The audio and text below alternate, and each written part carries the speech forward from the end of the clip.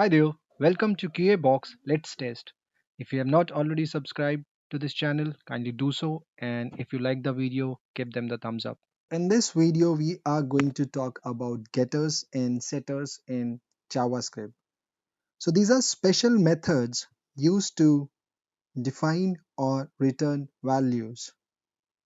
Okay, so let us see that inside the code. So what I'm going to do is I'm going to define a setter, and to do so, we have to say set. Then we have to give a space and we say eats. For example, that's the name of the method. And then you pass in food, a parameter.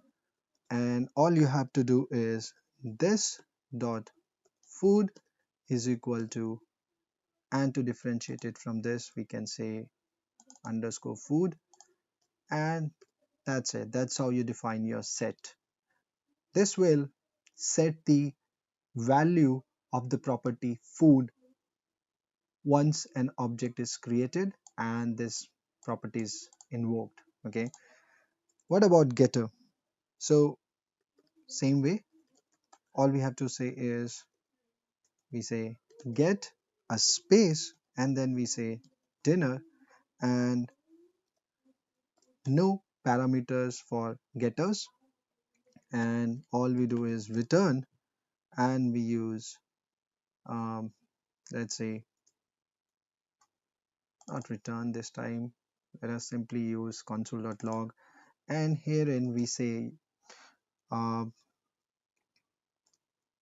this dot name. Okay, and eats